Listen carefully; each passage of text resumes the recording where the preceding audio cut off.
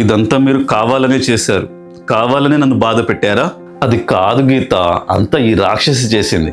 నేను వద్దు, గీత చాలా సెన్సిటివ్, బాధపడుతుందని చెప్పినా. అవునా? గీత మీద అంత కన్సర్న్ ఉంటే చెప్పేయచ్చు కదా, నేను చెప్పినట్టు చేయడం ఎందుకో?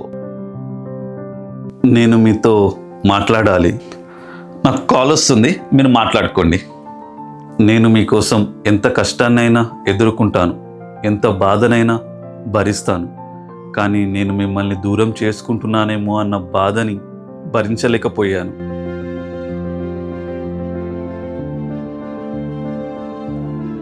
గీత, నువ్వంటే నాకు చాలా ఇష్టం. ఎంత ఇష్టం అంటే నువ్వు ఒక్కరోజు నాతో లేకపోయినా ఉండలేనేమో అంత.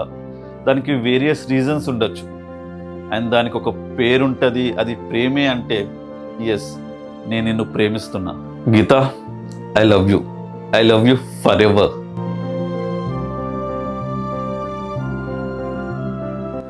గీత, ఏమైంది? ఎందుకు ఏడుస్తున్నావు?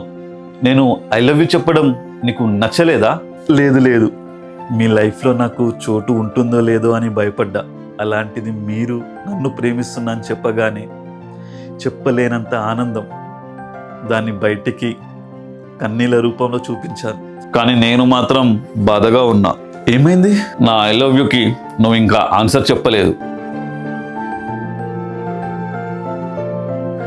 I love you.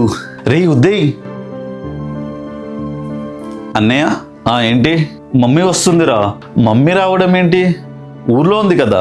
లేదు, మమ్మీ నీకు చెప్పొద్దన్నది, బర్త్డేకి సర్ప్రైజ్గా వచ్చి కలుద్దాం అనుకుంది. ఇప్పుడు కిందనే ఉంది, పైకి వస్తుంది. హారిక, నువ్వు ముందే చెప్పొచ్చు కదా, మమ్మీ ఎంత స్ట్రిక్టో నీకు కూడా తెలుసు కదా. ఇప్పుడు ఎలా రా? వదిన గురించి ఎలా చెప్తావు? వదిన